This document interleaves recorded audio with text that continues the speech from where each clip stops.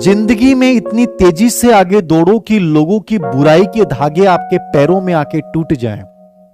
याद रखना, बहुत बड़ी बात है। इतनी तेजी से दौड़ना है कि लोग जो आज तुम्हारी बुराई कर रहे हैं ना, उनके जो धागे हैं जिनसे तुम आज फील कर रहे हो, आहत हो रहे हो, वो बिखर जाएंगे। याद रखना। आज एक बच्चे का मैसेज था, मैं आपको पर्सनली उस बच्चे का, मुझे नहीं पता, मुझे शेयर करना उसको अच्छा लगेगा। उस बच्चे के मैसेज ने आज 3 दिन में बहुत फील किया, मैंने बहुत फील किया है। और ये रीजन है कि इमोशनल इंसान हूं, दर्द बहुत होता है मुझे बच्चों की बात सुनता हूं ना तब। ये जिंदगी का समय है, ये बदलेगा, याद रखना। सर नमस्ते, मैं क्या बोलूं, मेरे बारे में एक हारा हुआ इंसान हूं। पिछले लगभग 11 साल से कंपटीशन एग्जाम दे रहा हूं, एक बार भी फाइनल सिलेक्शन नहीं हुआ। 2015 में बीएड करने के बाद 3 बार रिट एग्जाम देने के बाद सिलेक्शन नहीं हुआ। इस बार सर 98 नंबर आए, रिट तो है। 2014 में शादी होने के बाद एक बार एग्जाम क्लियर नहीं हुआ। शादी से पहले बैंक, सीआरपीएफ, जेल प्रहरी, एलडीसी में पास हुआ, स्कोर कार्ड मिले, लेकिन मेरिट में हर बार किसी न किसी वजह से रख दिया गया या रह गया। 6 सालों में कोई एग्जाम पास नहीं कर पाया सर। अभी मेरे 2 बच्चे हैं, स्कूल में पढ़ाता हूं। पत्नी बहुत सहायता करती है सर, सिलाई करके मुझे पढ़ाती है। किस्मत वाला इंसान है जिंदगी में, ये मैं हमेशा इसलिए बोलता हूं। लाइफ में हमेशा सपोर्ट करो किसी को। रिश्तों की बात आए, कोई भी आए।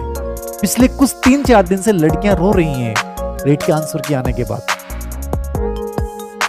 कि घर वालों ने बात करना छोड़ दिया है, कह रहे हैं रिट पास नहीं हुई तो क्या हुआ। मत कमजोर बनाओ इतना अपने आप को। आज धीर सर तुम्हारे साथ खड़े हैं ना, इसका रीजन ये है कि यदि मैं इस तरह कमजोर बन जाता ना 10वीं क्लास में, बाई ग्रेस पास हुआ, सोचिए मर जाता कब का मैं तो, लोगों की बातें और ताने सुनता तो।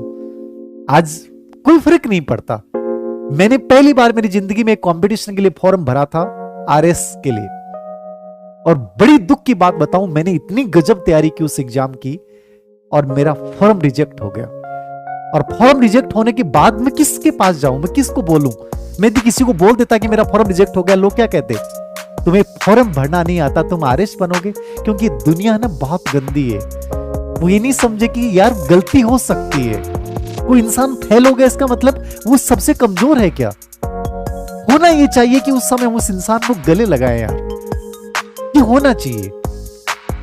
वो किस पीड़ा से गुजर रहा है कोई नहीं जानना चाहता। हम मुंह बना के और निकल जाते हैं कि यार ये आज रीट में अच्छा नहीं कर पाया है, छोड़ दो इसका साथ। कैसे छोड़ दो साथ?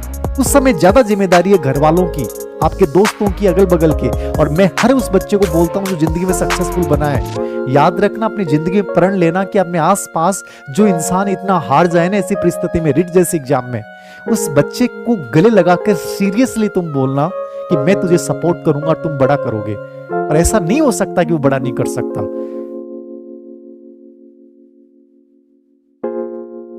मेरा जिस दिन रीट आरएस प्री का फॉर्म रिजेक्ट हुआ, मैं किसी को बोलने लायक नहीं था। सबको पता था कि इसने बहुत गजब की तैयारी की और एग्जाम देने जाना है। जिस दिन एग्जाम प्री का हो रहा था ना, मैं अंदर से रो रहा था कि ये क्या कर दिया। मैं टूट के कहां गया पता है?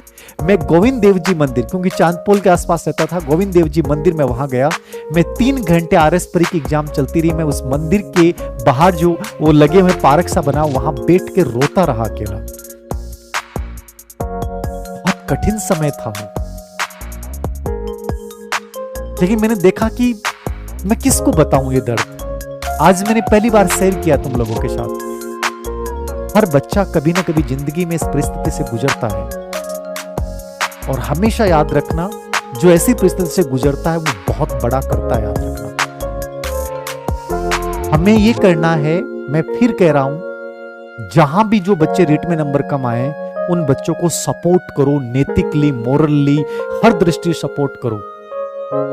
क्योंकि एक बहुत बड़ी संख्या पास होती है और वहां कुछ बच्चे हार जाते हैं ना, उनका साथ सब छोड़ जाते हैं, घर वाले भी साथ छोड़ देते हैं। लाइफ में इंसानियत सबसे बड़ी होती है, याद रखना। सपोर्ट करना सबसे बड़ी तकनीक होती है। तो ये बच्चे का जो मैसेज था ना, बड़ा भाव विभोर कि मेरी पत्नी सर ही सहायता करती है, माता पिता के सामने तो कुछ नहीं कहते, लेकिन अंदर ही अंदर मुझे दुखी देखकर वो भी दुखी हो जाते हैं। सर मेरे माता पिता, बीवी, बच्चों के लिए बहुत कुछ करना चाहता हूं, लेकिन कुछ नहीं कर पा रहा हूं। मेरे साथ पढ़ने वाले सब लग चुके हैं, सिर्फ मैं बचा हूं।